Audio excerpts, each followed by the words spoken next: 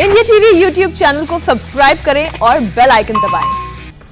राजस्थान में कांग्रेस के बीच कल एक बार फिर बढ़ती जा रही है। भले ही अशोक गहलोत का खेमा सरकार बेहतर तरीके से चलाने का दावा कर रहा है, लेकिन राजस्थान में सियासी मामला पिछले 2 साल से कभी सुलझा नहीं। दरअसल सचिन पायलट के साथ रहने वाले विधायक एक बार फिर एकजुट होने लगे, क्योंकि राजस्थान में कैबिनेट का विस्तार होने वाला है।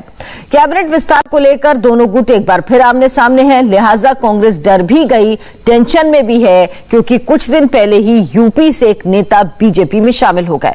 अब सवाल है, गहलोत और पायलट के बीच का रास्ता सुलह का कैसे निकलेगा।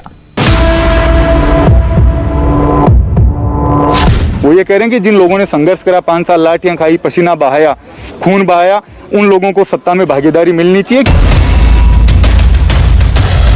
राजस्थान की जनता चाहती है कि जल्दी जल्दी मंत्रिमंडल का विस्तार हो। जिन बड़े समाजों ने कांग्रेस पार्टी का हमेशा से दामन थामे रखा, आज उन लोगों को अगर किनारा किया गया है तो निश्चित तौर पर ये सोचने वाली बात है। नाराजगी तो जब लोगों के काम नहीं होंगे, नाराजगी जाहिर करनी पड़ेगी उस बात को। इन बयानों से लगता है कि अशोक गहलोत और सचिन पायलट के बीच में पड़ी खाई और चौड़ी हो गई है। सचिन पायलट तो कुछ नहीं बोल रहे हैं, लेकिन उनके विधायक बहुत कुछ बोल रहे हैं। अब सवाल है कि सचिन पायलट चाहते क्या हैं।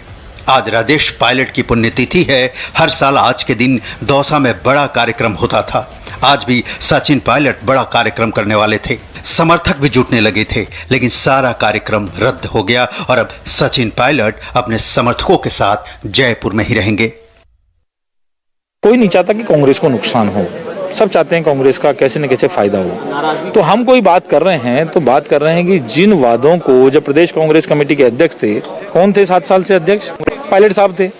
सरकार में जब घूम रहे थे, कोई डेपुटेशन, अभी ये आए हुए हैं, कार्यकर्ता आए हुए हैं, किसके लिए आए हुए हैं? तो उस समय पायलट साहब ने जो बेरोजगारों को वादा किया था, लोगों को वादे किए थे कि भाई कांग्रेस की सरकार आएगी तो मैं तुम्हारा ये करा दूंगा, तो वो लोग तो आज घूम फिर के वापस यहीं आ रहे हैं ना कि भाई क्या हुआ, आपने कहा था उस समय जब आप प्रदेश अध्यक्ष थे। आज महंगाई पर कांग्रेस मोर्चा निकाल रही है। सचिन पायलट उसमें शामिल हो रहे हैं, लेकिन कांग्रेस के कुछ विधायक जब सचिन पायलट से मिलने उनके घर पहुंचे तो उसके बाद ये बहस तेज हो गई कि क्या राजस्थान कांग्रेस में भी कुछ बिगड़ने वाला है या फिर कुछ नया बनने वाला है।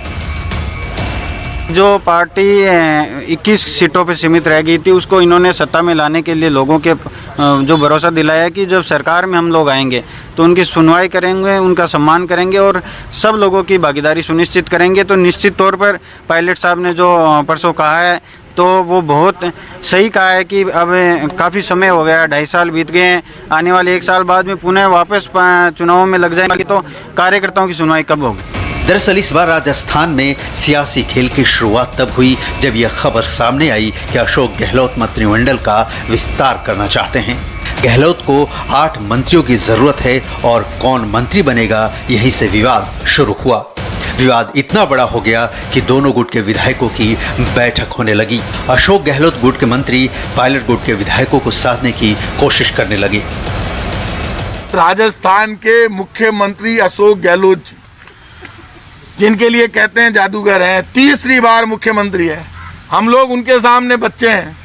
तो ये आप मुझे ये बताओ, ये मैं तय नहीं कर सकता मंत्रिमंडल विस्तार कब होगा, क्या होगा, ये सब मुख्यमंत्री अशोक गहलोत जी, अजय माकन जी और ऑल इंडिया कांग्रेस कमेटी तय करेगी। ये हमारे परिवार का मामला है। जब परिवार में सब एक हो गए तो वो रास्ते भी निकल जाएंगे और जो भी वो तय करेंगे वो सब हो जाएगा। पायलट के तेवर दिल्ली में बैठे कांग्रेस नेता और जयपुर में बैठे गहलोत दोनों को बेचैन कर रहे हैं। पायलट का इशारा साफ है, अशोक गहलोत की जगह दीजिए। अब सवाल है सुलह का फॉर्मूला क्या हो सकता है, क्योंकि सचिन पायलट कांग्रेस छोड़कर बीजेपी में शामिल नहीं होना चाहते और कांग्रेस में सम्मानजनक जगह चाहते हैं। राजस्थान में उप मुख्यमंत्री का पद नहीं हासिल करना चाहते हैं और सीएम गहलोत के नीचे काम भी नहीं करना चाहते हैं। पायलट गुट के विधायक कहते हैं कि सचिन पायलट को 2022 में सीएम का पद दे दें, तभी गहलोत फ्री हैंड के साथ काम कर सकते हैं। उधर सचिन पायलट के राजस्थान के अलावा दूसरे राज्यों में फैले जनाधार को देखते हुए बीजेपी अपने से जोड़ना चाहती है। इन सारी मुश्किलों से कांग्रेस को आगे निकलना है, तभी पार्टी बगावत की आग बुझा सकती है। वैसे तो कई बार पायलट ने कांग्रेस को सामने आकर यह एहसास दिलाया है कि राजस्थान में उन्हें दरकिनार करके सरकार नहीं चलाई जा सकती, लेकिन इस बार कांग्रेस की धड़कनें इस वजह से तेज हो गई हैं क्योंकि पहले राहुल के करीबी सिंधिया ने हाथ जोड़ा और 2 दिन पहले जितिन प्रसाद ने। जो उनके समर्थक हैं, जो नेतागण उनके साथ में हैं, जो थे, उन सब लोगों की बात है वो पायलट साहब ने आला कमान के सामने रखी। वो खुद के लिए कुछ नहीं मांग रहे, वो ये कह रहे हैं कि जिन लोगों ने संघर्ष करा, 5 साल लाठियां खाई, पसीना बहाया, खून बहाया, उन लोगों को सत्ता में भागीदारी मिलनी चाहिए क्योंकि आधा कार्यकाल हमारा जा चुका है, 2.5 साल बाद फिर चुनाव है, तो हम उन लोगों को किस तरीके से राज में भागीदारी दे सकते हैं, इसको लेकर उन्होंने अपनी आवाज उठाई। पायलट गुट के विधायकों के तेवर तल्ख है।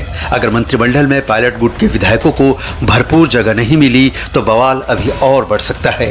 कांग्रेस के सामने मुश्किल यही है कि वो बीएसपी से आए विधायकों को मंत्री बनाए या फिर पायलट समर्थकों को। पायलट का संदेश साफ है, गहलोत की मनमानी बर्दाश्त नहीं करेंगे।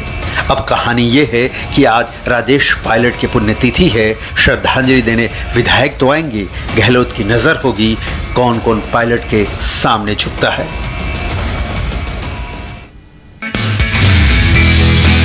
नमस्ते, मैं हूं मीनाक्षी जोशी। वीडियो और खबरों से अपडेट रहने के लिए India TV YouTube channel subscribe करें, बेल आइकन दबाना ना भूलें। जुड़े रहें इंडिया टीवी के साथ।